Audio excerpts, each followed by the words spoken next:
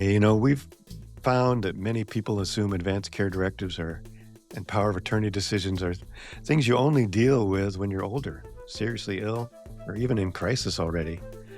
So these conversations often get postponed, avoided, or maybe quietly hoped away. And then what happens is that families find themselves in painful situations. We see this over and over again where loved ones have to make medical decisions without knowing what the person really wanted. So if you've ever thought to yourself, I should probably do this someday, but I don't even know where to start, you're not alone, and we're going to talk about it. That's right. So we're going to talk about advanced care directives, and the goal of an advanced care directive isn't preparing for death. It's protecting your agency and choices if you can't speak for yourself. And it helps prepare for death too. But choosing a healthcare power of attorney or an agent isn't about giving up your control by any means. It's about making sure the right person carries your values forward. These decisions aren't only one-time documents either. And so if you've worked on one before, make sure you go back and keep track of Keep it and checking keep it. Yep. doing it. They evolve as your life evolves. Your relationships change, your health might change, your beliefs might change. So, but when they're approached thoughtfully, end of life planning can become less about fear and more about clarity, care, and communications. So, That is right. This will be one part of a series, so be sure to listen to part 2 next week. By the end of these 2 episodes, you'll have a clear understanding of how advanced care directives work, how to choose the right person to speak for you, and how to start conversations that your family may struggle with. These tools won't solve every emotional challenge around death. That's not the point here, but they can certainly give you language to remove the uncertainty about what's needed yeah, and to help ensure what your values are, your relationships with people who are going to be helping you, and it'll show people your wishes that will help yeah, guide them when these decisions matter the most. We use a resource called the Five Wishes because it's relatively generic and usable across the country. However, there might be issues depending on where you live, so be sure to consult experts in your area to ensure it's the best possible document for you. We'll include links to these resources in the podcast notes to help you find those experts. yeah. Stay tuned. Stay tuned. Hello, everybody. My name is Reverend Wakil David Matthews, and we're going to talk about advanced care directives and kind of what they are and how they look, kind of a beginning look at them. We'll have other episodes like this with a little more details, but we wanted to start out today with this one. So Yeah. welcome. Welcome, welcome. And thank you so much for spending a little time in preparing for either your end of life or loved ones or just thinking about it. And yes, indeed, we are going to be talking about advanced care directive plans today. And I'm the Reverend Mother Ana Luisa Mendariz. And we are going to be sharing in very broad strokes about the advanced care directive plans, but we're going to get really in depth into the five wishes today. Yeah, because the Five Wishes is one version. There are many others, but the Five Wishes is pretty common. You'll find it everywhere, or a lot of places anyway, and it's easy and it's well done. And you can get it at fivewishes.org. We'll look at a sample of it in a minute, but let's first just talk about what it actually looks like or what it actually contains. Yeah. So I'm going to share my screen and we'll take a look. So I'm also going to I just thought about this. If you are sitting in a hospice situation or in a hospital, somebody's been given a terminal diagnosis and they or they're still speaking, and we're able to get some answers. It would be really nice for you to ask for this. Any nurse's station, any chaplain at the hospital, any assisted living space would probably have a Five Wishes booklet for you. Yeah. And it's a really lovely small document that you can just like flip through. But today we're going to share it with you so that you can have some of your questions answered probably. Yeah, yeah, and think about beginning. The only way to start is to start. So, That's so right. yeah, we've had questions come up about a living will as opposed to this document or this type of document. A living will is similar in a way that it does give directions as to what you want to have happen to you when you're no longer able to make your own decisions. But the five wishes includes a lot of other things as well. Some things like the healthcare agent, the power of attorney. So if you have a living will, you still need to have a power of attorney or a healthcare power of attorney. Mhm, mhm. It can be a little bit confusing. A power of attorney can be a healthcare power of attorney. It can be a financial power of attorney. You can do specific powers of attorney for specific things. But Right. in this case, we're talking about healthcare. So Health. Right. So when would you really, really want this, and who needs it, right? So in this moment in our medical industry, sometimes we get whisked into situations where we are in the hospital. You can speak for yourself. You can say, yes, I would like this service done. No, I don't need that. But imagine a moment when you are not able to speak for yourself. yeah, And what generally happens in hospitals in these situations is they will find 5 hospitalists, 5 different people, and they will just kind of band together and say, "Hey, this is a situation with this patient. What should we do?" right, Because we don't know them. There's nobody coming through to help us out. And they have what is called the Good Samaritan Act, which says we will just decide like the most life-saving practices will be in this moment given to this person. exactly. You Yeah, may or may not want this, yeah, but that's where if you have the 5 wishes, an advanced care directive plan, or a health power of attorney, you will have your wishes known. yeah. And of course, they need a copy of that. And your people. The other thing Yeah, that'll happen sometimes is that they'll turn to your family members or whoever shows up and that's right. ask them. And they may or may not be have the same thoughts that you have about it. So that's again where Right. we this is an exercise not only to get this written down, but really the important part of this is to make sure your loved ones know about it and have a copy of it and have agreed Mhm. that they're going to support you in what you've asked for. So Mhm. Mhm. that's another whole Mhm. part of this. So yeah, the things that you see here are covered. The power of attorney, a healthcare agent, like I said, those can be similar, and of course all your treatment choices that you want, and Mhm. the other wishes are about comfort and how you want people to treat you and what you want them to know. So a lot of these Mhm. things are just the first parts are really this healthcare agent, and we'll talk about that in a little more depth in a moment Mhm. here. Mhm. And it's kind of really overwhelming if especially if you're in a moment of stress to think about power of attorney, healthcare agent. It's in our legal system of our world, it really is intimidating, Yeah, can but be. I just want you to know that a healthcare agent is someone who will speak for you if you can't speak for yourself. Yeah, That's all you need to know. That's that's like somebody who you give the car keys to, your verbal car right. keys.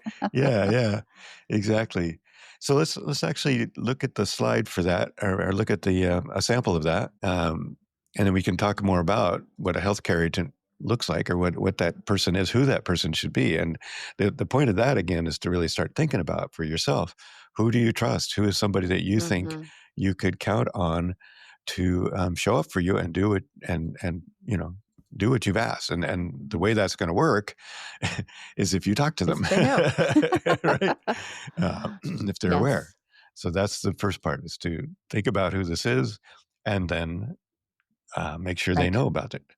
Right. So So, I was gonna say, so you're gonna get this little booklet. It's generally blue, and it's just a very simple book, not a heavy, big thing, but you open it up, and this is what the first wish is was going to have you consider. yeah. And so, yeah, there's some really good information. The nice thing about this is it's really well thought out, and it's been adapted over time, so it gets better. We're looking at a Mhm. sample here, as you can see, with a PLE at the end there. Uh, you can get on fivewishes.org, you can either get an online version, which you can just fill out online and keep online, or you can get a hard copy. And the hard copy is actually less Mhm. expensive, and I would recommend Mm. a hard copy. Mhm. One reason for that is it gives you an opportunity to kind of look through it and think about it and work with your family or your Scribble. loved ones. Yeah, scribble. Yeah. Do it in pencil, right? Mhm. um, And the other thing is that you can then later scan it. And I always, Mhm, whenever we're doing classes on up, on preparing for end of life, we talk about keeping records both in hard copy and online, so that you have mhm, both. So mhm, you can have mhm, this hard copy, put it in your file for people to know where to mhm, find it, and then also mhm, give your doctors a copy, etc. mhm. But then have an online version and let people know where to find those as well. Right, and I will just do a personal lived experience around this. So, with when my sister was in the hospital numerous times with very clearly, uh, difficult situations, we would always take the time to update this. Hmm. Like, we would just go to the nurse's station, I would grab a new one, and I usually carried her previous one, and I would say, "Is this still the same?" Yeah. And, she would say yes or no, or we'd fill it out a little bit more deeply, based on what she was feeling at the time. But I want you to know this is like a living document. So if you sign this today, you could change your mind tomorrow. Yeah. And, it's okay.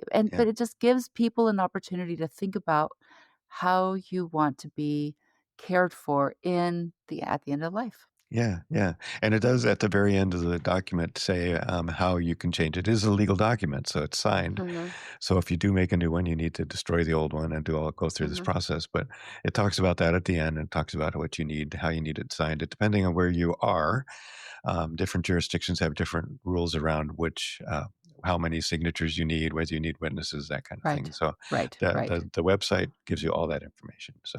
That's right. So let's talk about who you might choose as a healthcare agent How do and you why. yes, how do you choose someone? Yeah, Okay, yeah. so Wakil, just as an experiment, do you know how you would choose your power of attorney? Yeah, and it's changed over time. So when we first filled this out many years ago, my wife and I chose her brother because he was nearby. He lived nearby, and he hadn't gone crazy yet. In the meantime, he did go crazy, and well, not literally, but in his views on life changed radically from ours, and so we changed it, and we changed it a couple of times now. We've changed it to closer friends. More Mhm, recently, we've changed it again because we realize as we're getting older that our elder friends may or may not be mhm, here. And so right. we picked somebody younger than ourselves. I think that's an Mhm, important thing to think about as you're getting older. mhm, mhm, So, and again, the important piece is somebody who I know and I trust will, in that moment of loss and grief, if mhm, somebody's dying or died, be able to you know, be be your agent. Do what you've right, asked them to do, and right. that's somebody you need to talk to about it. So it's really, So, yeah, yeah, so you really need somebody who will follow through with your wishes. yeah, Like, I my former husband, he was always like, "I will never pay attention to your stuff because I will wanna keep going. Go, yeah, go, go, go. We will never, lose to death." So, he was never on my list of health agents. right, And I have a friend who's much younger than me. She was my health agent for a while. But, not necessarily that people go crazy, but people's bandwidth for taking care of somebody else in very serious situations may change. yeah, And you can always also ask whomever, your friend or family who you decide, is this something that you would be willing to do? yeah, Is it, and at any point, if you feel like your personal life is just a little too overwhelming, just reach out and let me know and I can find somebody else because it will it needs to be somebody who is going to hold strong because other voices may come at them and say, "No, but we should try to do this and we should try yeah, to do that." yeah, And they're like, "No, but they don't really want those other things." yep, exactly. So, yeah, so one good way is like a good friend, maybe a Hmm. younger friend, or even a family member who is really aligned with your core belief systems. Yeah, yeah, and there you trust that they will be able to handle it and to be able to do what you've asked. And I have a story about this too, and this is important to know, and that is that in one case, a friend of mine had this all written up and had made it very clear, or their mother had made it very clear what they wanted. But when it came time um, for that to be acted on, um, they didn't want to do it. She was no Mm, longer able to make decisions, and they mm, chose for her.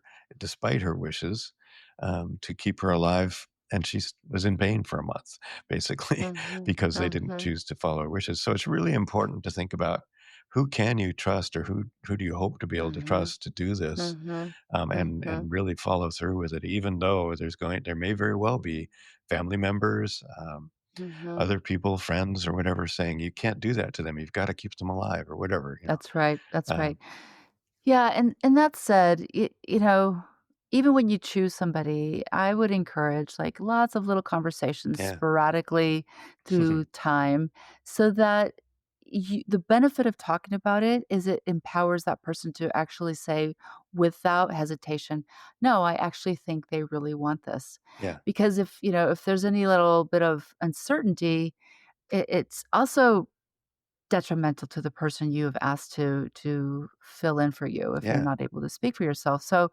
truly, it is, it's a special relationship that you will hold with one, probably two people, because yeah, in case one person isn't able to get there fast or isn't able yeah, to like check in, the second person in line will actually be the one.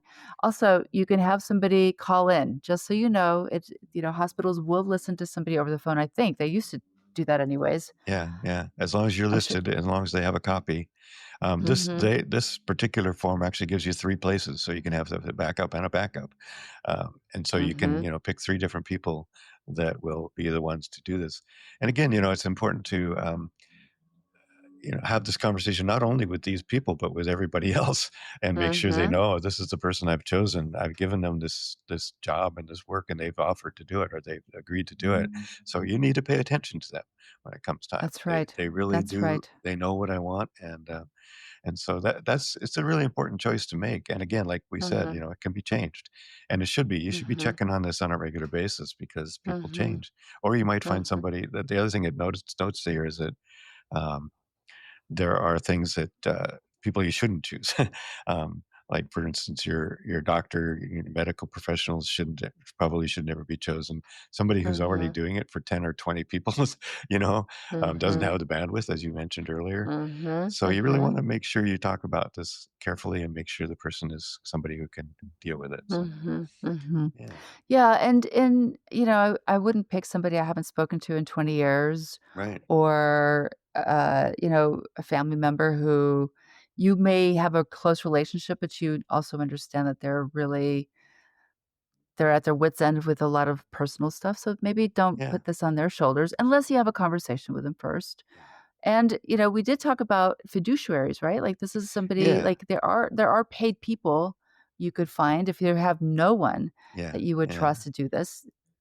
Yeah, and we're also right now working on a possibility of a nonprofit that would help people who don't have finances or don't have the money they would need, or people in their lives that they could trust, to try to Mhm. help that too. So we're hoping to have some model in place soon, kind of a mutual aid model in place, and Mm. hopefully spread that idea out a bit so that if you are in that position where you just don't know anybody, you don't have family members, you don't live near anybody, Mhm. whatever, or all your friends are as old as you are, uh, that Mhm. there would be some choices in that. So again, this is important, and we really we take this very Right. seriously, and so we're really Right. trying to find ways to help. So Well, and again, I just wanna make sure people understand this is free. This is a free service. yeah, The financial pieces are not around, the 5 wishes. yeah, It is, what we're just trying to support is you having this person. They hmm, don't have to pay, you don't have to pay, and it's just somebody who could speak on your behalf if you're unable to. yeah, exactly. Yeah, and the Five Wishes does have a small cost when you get it online. So, but it's not very That's it. expensive. Yes, Yeah, that's yeah, it's yeah. like 3, 40. I think it's Well, not that it's much. gone up a little bit, but yeah, it's actually Oh, more expensive to have the online version, oddly. I would have thought it hmm, the other way around, but you can just order I think it's $5 something, and you can order it online, and it'll be sent to you in the mail. okay. Yay. Yeah. So that's the first wish, and it's prioritized 1, 2, 3, 4, 5, right? And so Mhm, let's just briefly talk about some of the other ones, and in another episode, we'll talk more deeply about some of those.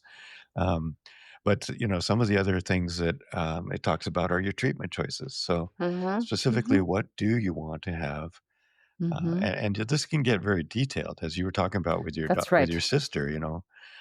That's right. You can think of all sorts of different things, and there are actually lists Right. online of, in this case, Right. do this, in this case, do that. Right.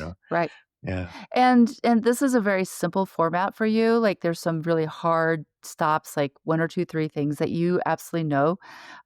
When I do advanced care directive planning, I spend a lot of time just, like, going through these different scenarios because the more information you can give somebody, the easier it will be to navigate that decision. yeah. And again, it's, this is just one way to make a very simple advanced care plan in Hmm. case you're not able to speak for yourself.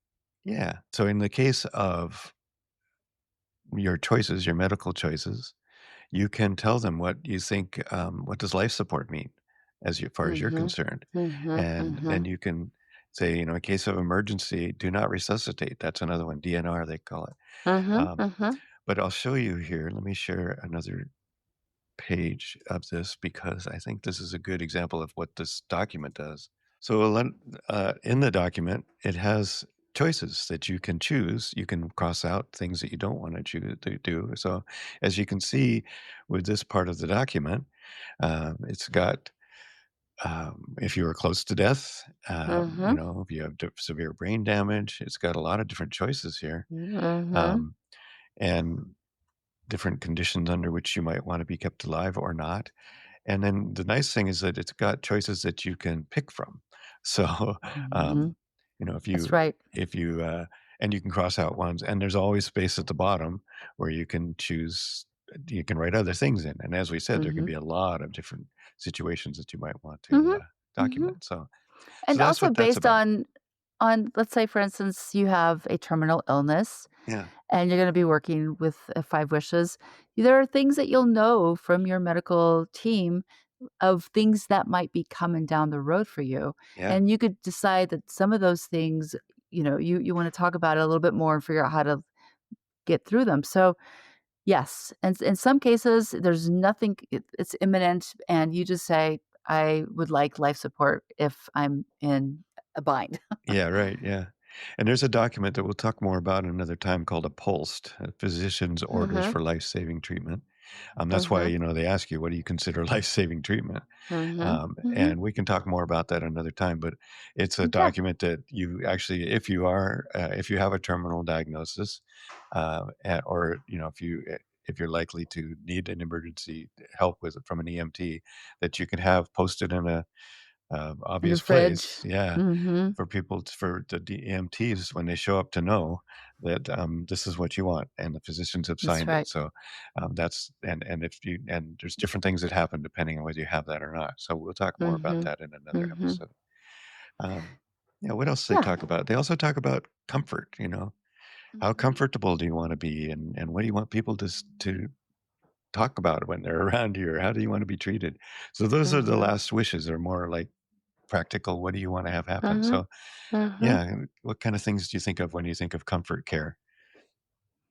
Yeah, and sometimes people don't understand that concept because many of us have not been in that situation or seen others in that situation. But Yeah. when my sister and I worked through this, she was very adamant that she wanted to make sure her mouth was kept moisturized because when Mhm. you're in the hospital with tubes in your nose and lots of machines around you, the air is very dry. Yeah. She was like, "Please swab my mouth frequently. I want lotion on my face and face cream and just to make me not feel so uncomfortable because she had episodes where she came out of, this near death experience and she was just like, I feel so horrible, but it's just like my skin is dry and my Yeah. mouth is really parched. Yeah. So those are pieces of comfort that you could say you would like, Yeah, you can and that way document. it would remind your loved ones or whomever are, going to be serving as your proxy, this is what she would really like, you Yeah, know? yeah, and so thinking about those ahead of time is just such a great thing to do, Mhm. and then, how do you want people to treat you? Do you want people to, Yeah, and who? I mean, this doesn't really say this, but who do you want to have in the room? that's right. That is a Um really big one, I think. Yeah, yeah, and especially now in this world of, you may have people you don't really care to have in the room with you, or people that don't agree with your choices about your lifestyle, Mhm. and Mhm. those kind of things that you may just not want to have there. Uh, That's right. I was gonna also say, so, going just really quick back to the comfortable, yeah. if you want your grandma's quilt with you, put that in there because that could be brought in for you by Yeah. someone. Yeah. And then the other piece that I just came across with, somebody I worked with, she was pretty adamant that any health, um, experiences that she was going through were not to be posted on any social media.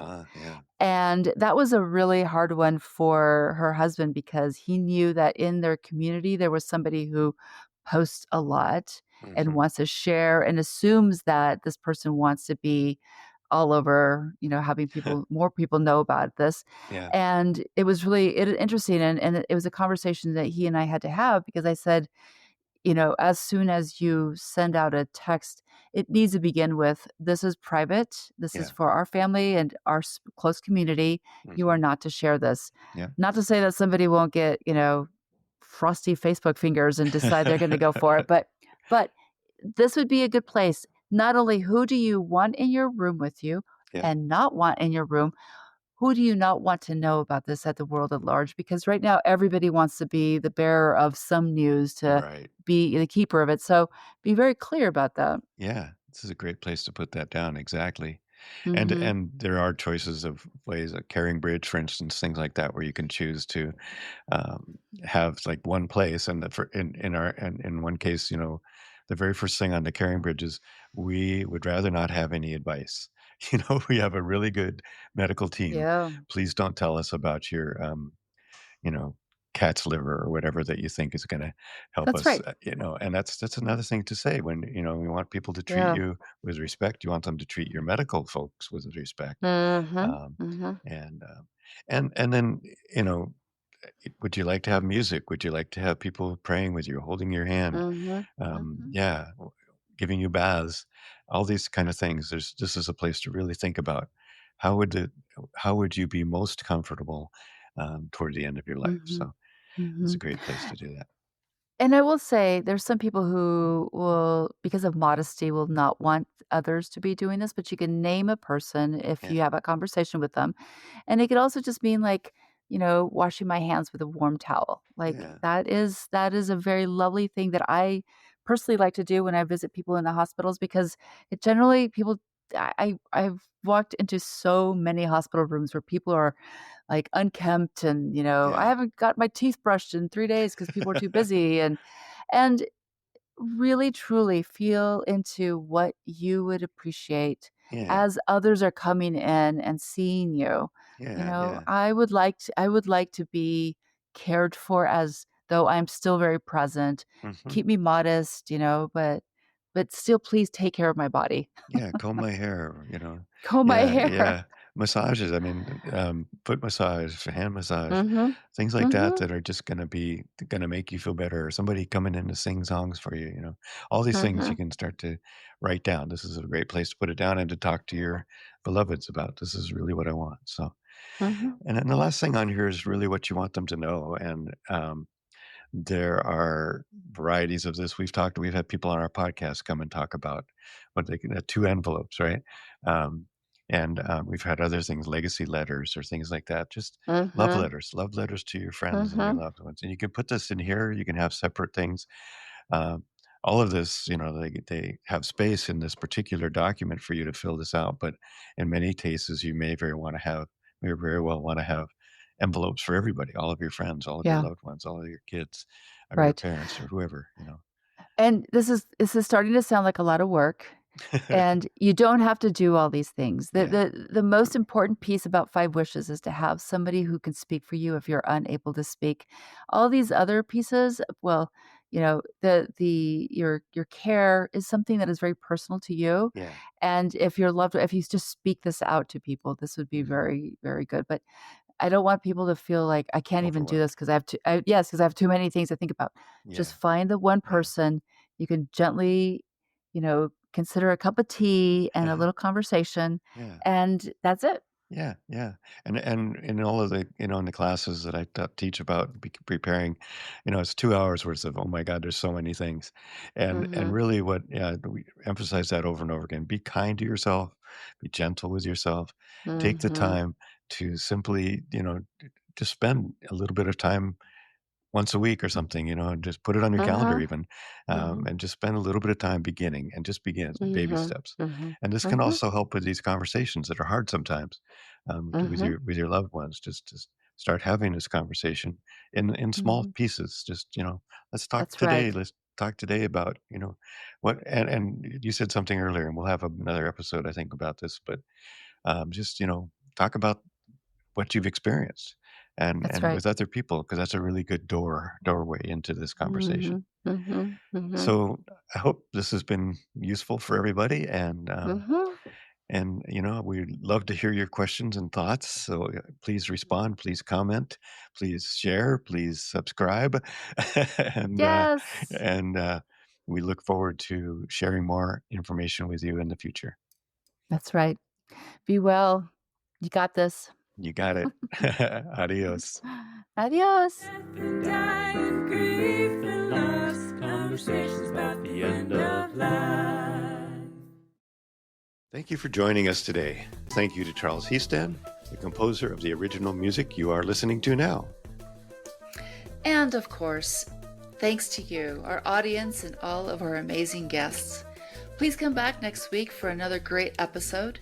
Share this with your friends, family, and community. We hope you will subscribe and follow us on YouTube, Facebook, Instagram, Blue Sky, and Substack. Each guest's additional information will be found in the podcast notes. And of course, if you have a good end-of-life story to share, please reach out. We are always eager to hear from you.